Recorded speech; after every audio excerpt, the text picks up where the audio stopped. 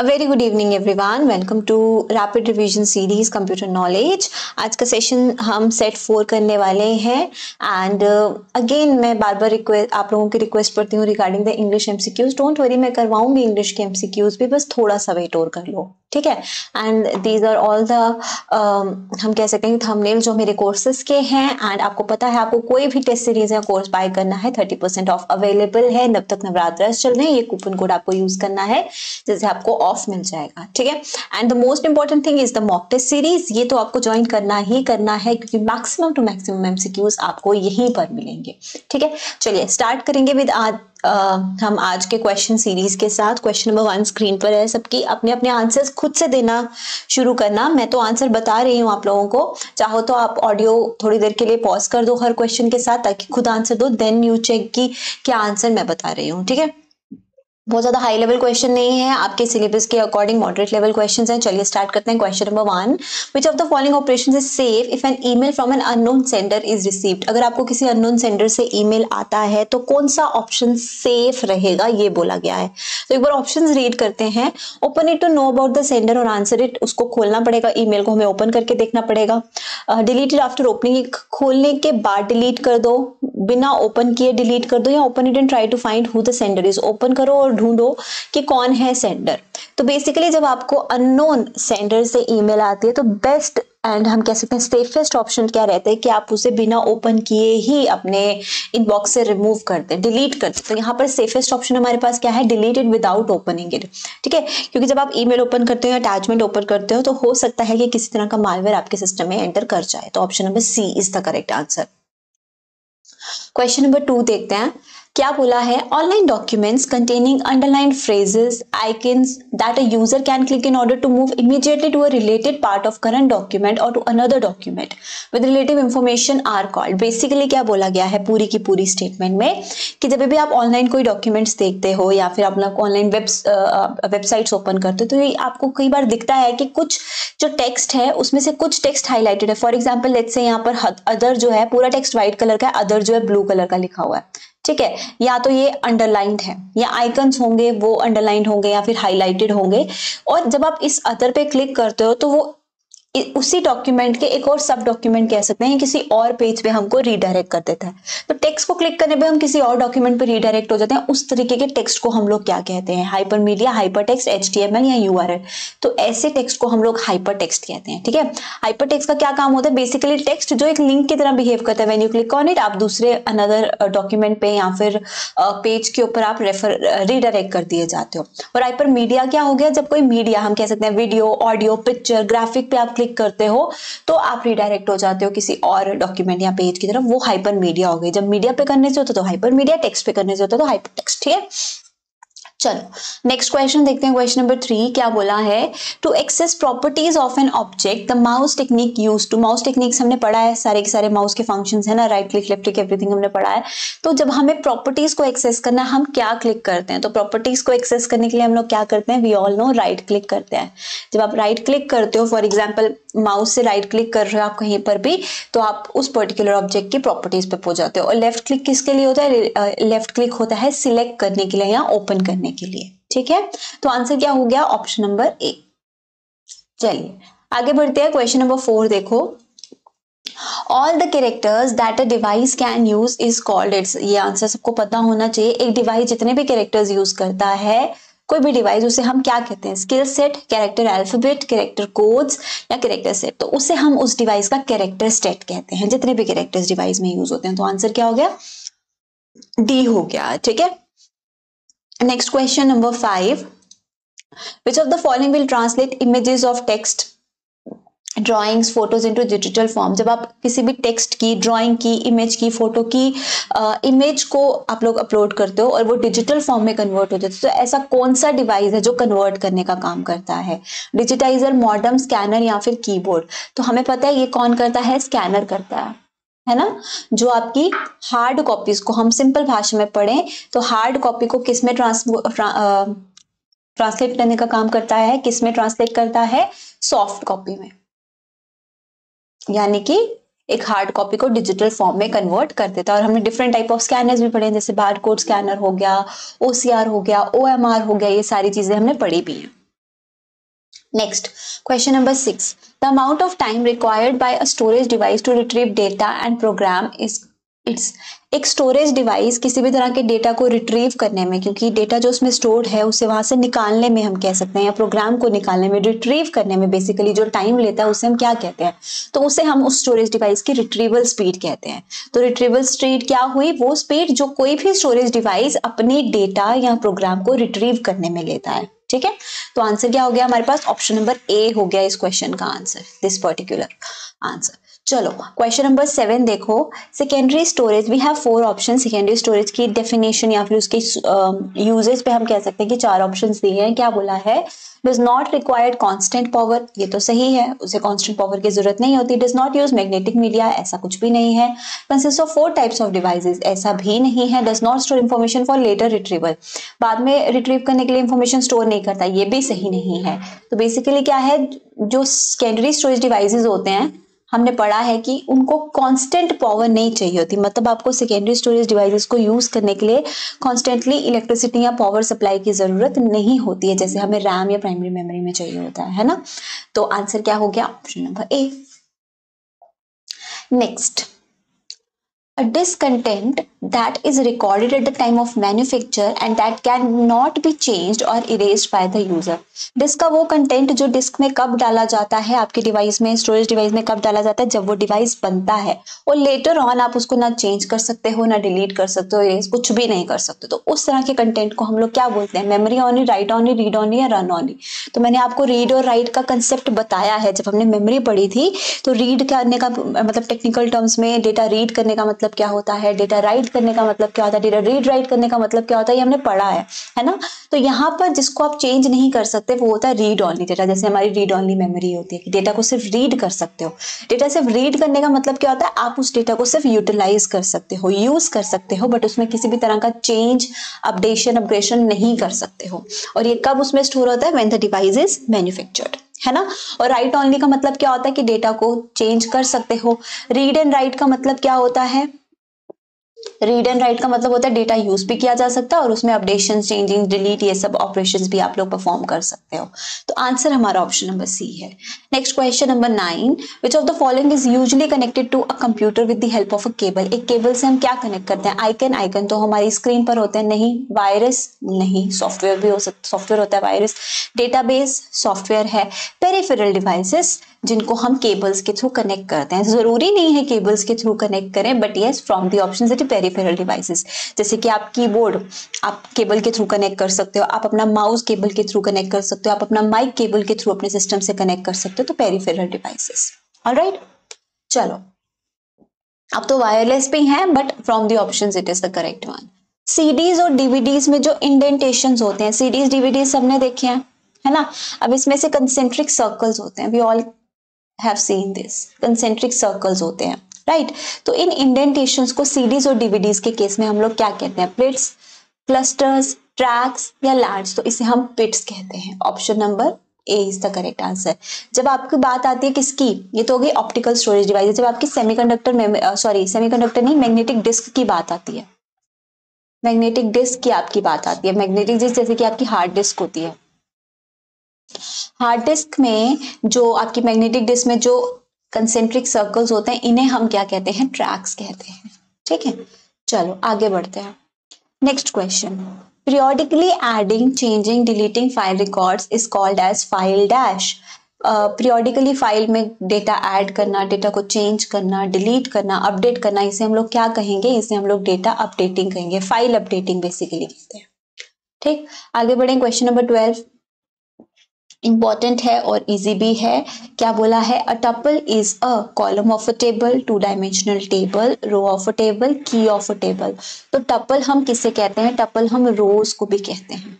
ठीक है, तो row of a table is called as tuple, और कॉलम को हम और क्या कहते हैं, column of a table is also known as what, ये आप कहाँ बताओगे मुझे, कॉमेंट सेक्शन में।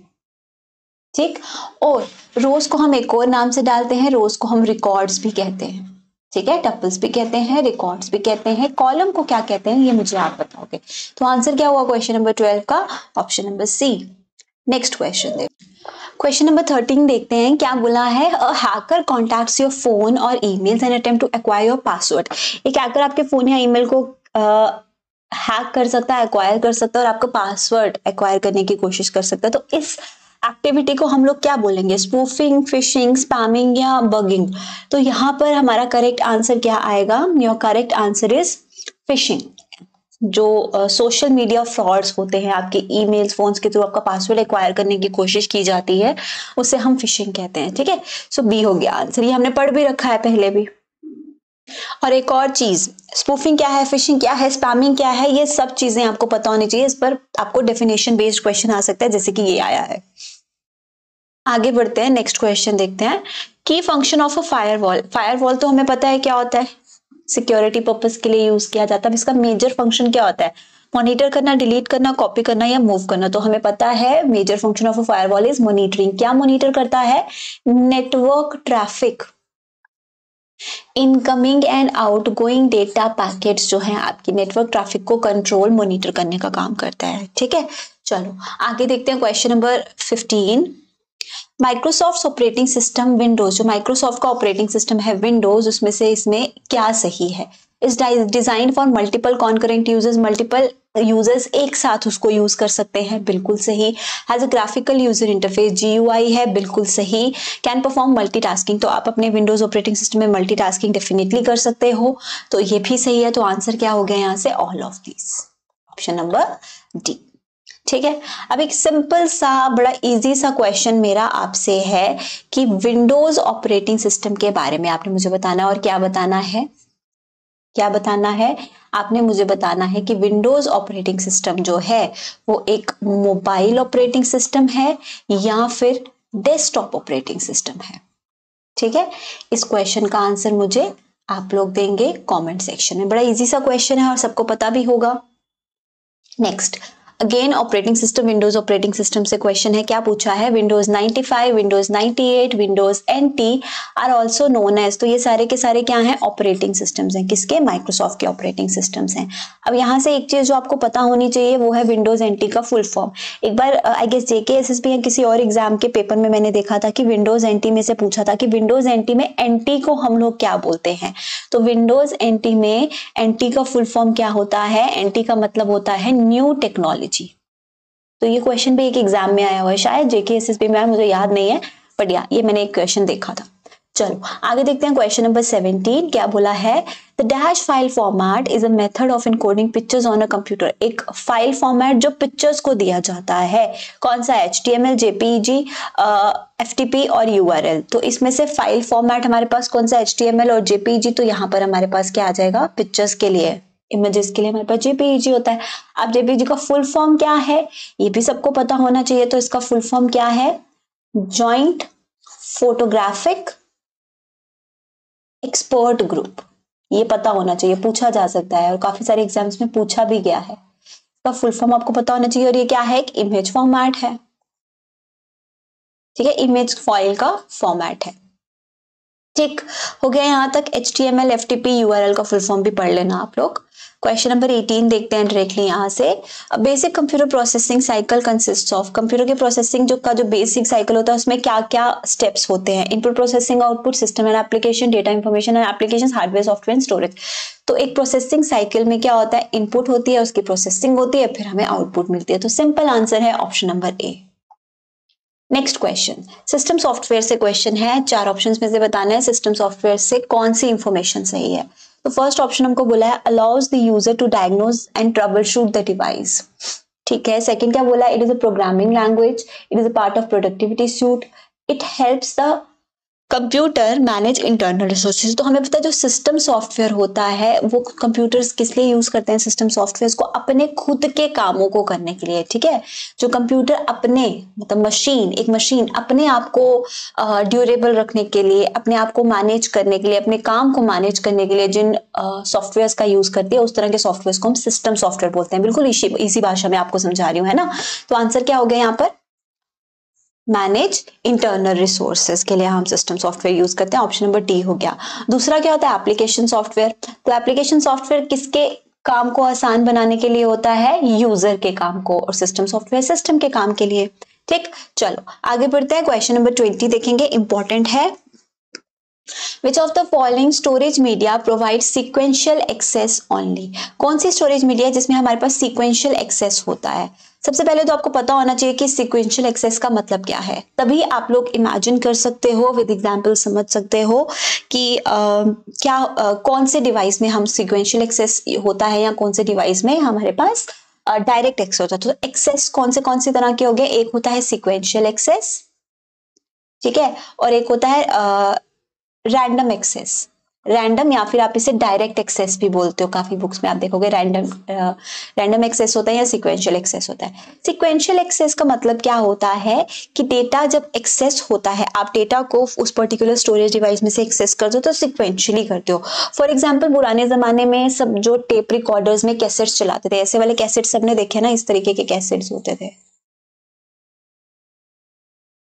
इस तरीके के कैसेट्स होते थे, है ना, जिसके ऊपर एक ऐसे ब्राउन सी फिल्म होती थी, ये ऐसे रोटेट करती थी, म्यूजिक प्ले होता था, है ना, वो ब्राउन सी फिल्म होती थी। अब फॉर एग्जांपल, मैं ये एग्जांपल आपको पहले भी देती हूँ काफी बार, जैसे इस टेप में, इस कैसेट में लेट्स से 4 सॉन्ग हैं और आपको प्ले करना है 5th वाला सॉन्ग।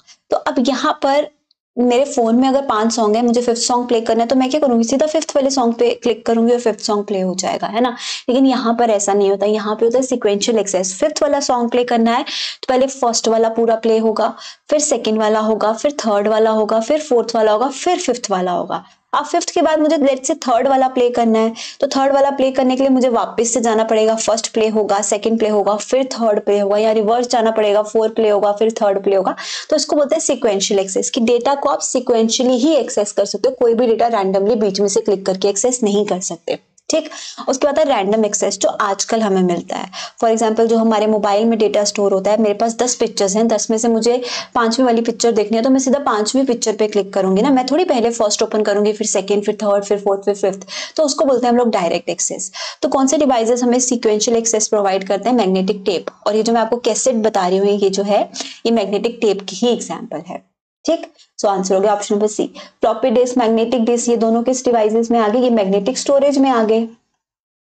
और मैग्नेटिक स्टोरेज डिवाइसेस जो होते हैं वो रैंडम एक्सेस प्रोवाइड करते हैं। ऑप्टिकल डिस्क में आपके सीडीज, डीवीडीज, एचडीडीज आ गए, यहाँ पर भी आपका डायरेक्ट एक्सेस होता है, ठीक। चलो आगे बढ़ते हैं क्वेश्चन नंबर 21 पे। क्या बोला है? Even if a disk drive fails, आपके सिस्टम की ड्राइव डिस्क फेल हो जाती है, तो computer application running and using it can continue processing. तो जो भी कंप्यूटर की एप्लीकेशन उस आपके डिस्क ड्राइव को यूज कर रही है, वो अभी तक कंटिन्यू रहेगी, वो भी खराब नहीं होगी, फेल नहीं होगी। तो ऐसा कौन सी फीचर है आपके सिस्टम में जो इसको पॉसिबल बनाता है? 100% up time, fault tolerance, high reliability, या ऑल ऑफ दिस। तो इस तरह का फीचर जो हमारे सिस्टम में होता है उसे हम बोलते हैं फॉल्ट टॉलरेंस। कि अगर हमारे सिस्टम की ड्राइव जो है, डिस्क जो है बेसिकली फेल हो जाए, तो आपकी एप्लीकेशन कुछ टाइम तक अपना काम कंटिन्यू रख सकती है। इसे हम बोलते हैं फॉल्ट टॉलरेंस। बेसिकली कोई फॉल्ट आ जाए तो टॉलरेट कर पाए for certain period of time. Next आता है क्वेश्चन 22। क्या बोला है? We can replace a font on all slides with another font using the dash option. For example, मेरे पास 3 स्लाइड्स हैं, ठीक है। क्वेश्चन मैं एग्जांपल के साथ समझा रही हूँ, और पर्टिकुलर टाइप ऑफ टेक्स्ट मैंने यूज किया। फॉन्ट तो सब समझते हो ना, कि फॉन्ट के जो स्टाइल्स होते हैं, ठीक है, वो तो सब लोग समझते हो ना कि किस स्टाइल से फॉन्ट लिखा गया। पर्टिकुलर स्टाइल से मैंने एक फॉन्ट लिखा है। अब क्या है कि ये जो स्टाइल है, फॉन्ट जो है, मैंने इसको चेंज करना है। चेंज नहीं करना, बेसिकली रिप्लेस करना है।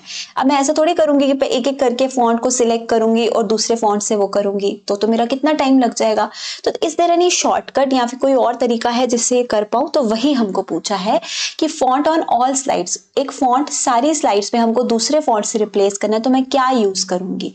तो जब आपका होम मेन्यू होता है, ठीक है, आपके मेन्यू बार में जो होम ऑप्शन होता है, उसमें आपको पता है आपके पास एक एडिटिंग टूल होता है। लास्ट में एडिटिंग टैब में हमको क्या मिलता है? एडिटिंग टैब में हमको ऑप्शंस मिलते हैं like find, replace and select. ये 3 ऑप्शंस हमको मिलते हैं। हमने पढ़ा है माइक्रोसॉफ्ट ऑफिस सूट हमने पढ़ा है, तो हमें पता है कि हमको फाइंड, रिप्लेस और सिलेक्ट मिलते हैं। कंट्रोल F करके फाइंड होता है टेक्स्ट, कंट्रोल H करके फाइंड एंड रिप्लेस या रिप्लेस होता है, और सिलेक्ट करने के लिए कंट्रोल A भी होता है। सारा सिलेक्ट करने के लिए पर्टिकुलर सिलेक्ट करना तो अनदर शॉर्टकट्स होते हैं, है ना। तो ये हमको मिलता है। तो अब मुझे फॉन्ट्स को रिप्लेस करना है तो मैं क्या करूंगी, तो जब मैं रिप्लेस पे क्लिक करती हूँ, देयर इज एन एरो, ऐसे करके एक ड्रॉप डाउन बना होता है।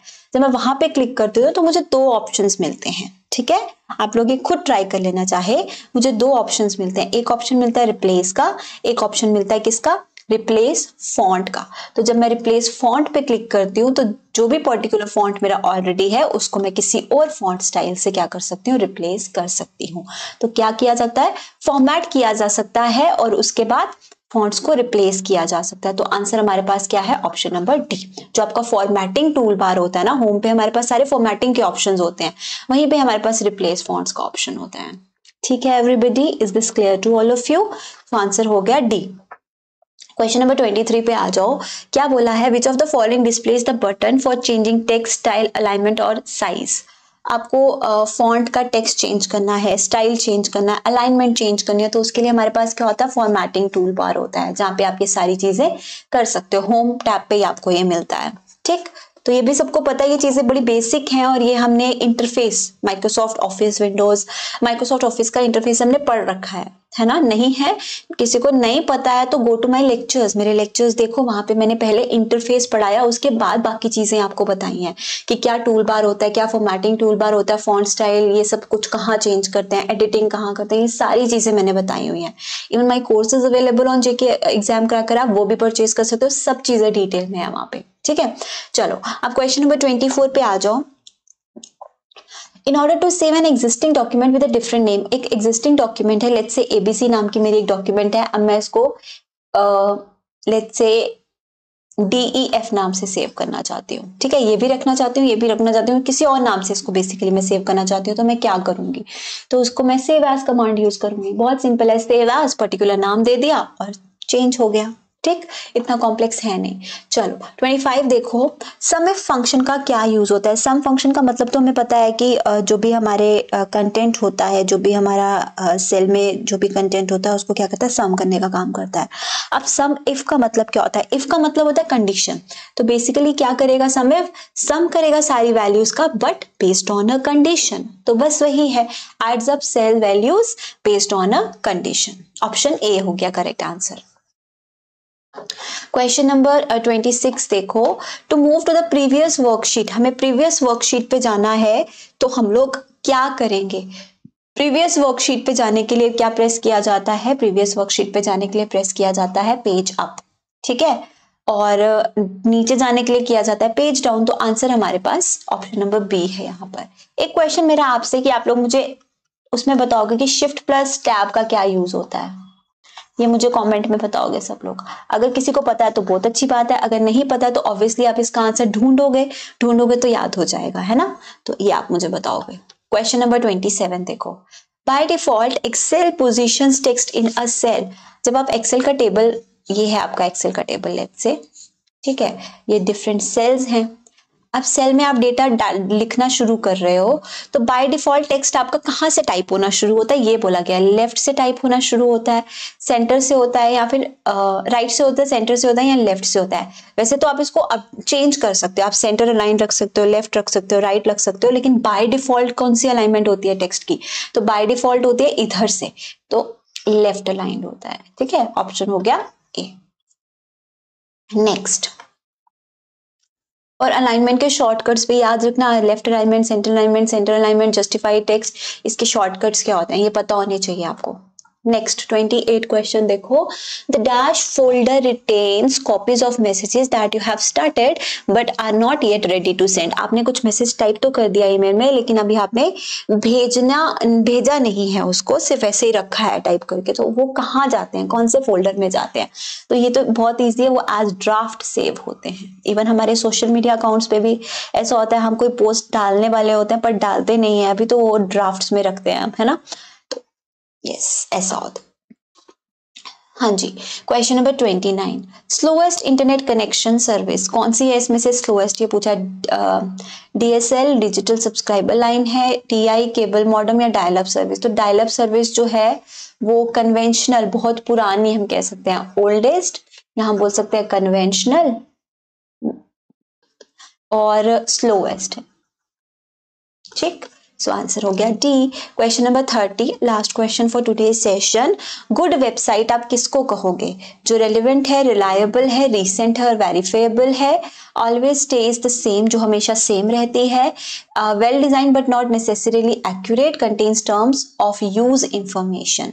जो रेलिवेंट, रिलायबल, रिसेंट और वेरीफाइबल है, ऑब्वियसली यही आंसर होगा, क्योंकि एक जो वेबसाइट होती है उसमें डेटा हमेशा क्या होना चाहिए? अपडेट होता रहना चाहिए अकॉर्डिंग टू द अपडेट्स, है ना। ऐसा नहीं है कि सेम रहे, और ऐसा भी नहीं है कि एक्यूरेट ना हो डेटा, तो ये तो गलत हो गया। और जरूरी नहीं है टर्म्स ऑफ यूज हो हर वेबसाइट में, तो ये भी गलत हो गया। तो आंसर हो गया ऑप्शन नंबर ए। ठीक है एवरीबॉडी, तो ये थे आज के 30 questions. I guess these all questions are helpful for all of you. मुझे कमेंट में जरूर बताना लेक्चर कैसा लगा, एंड आंसर्स भी मुझे कमेंट सेक्शन में देना, जो भी आंसर्स मैंने आप लोगों को पूछे हैं। ठीक, सो मिलेंगे हम लोग मेरे नेक्स्ट सेशन में। Till then take care everybody, bye bye.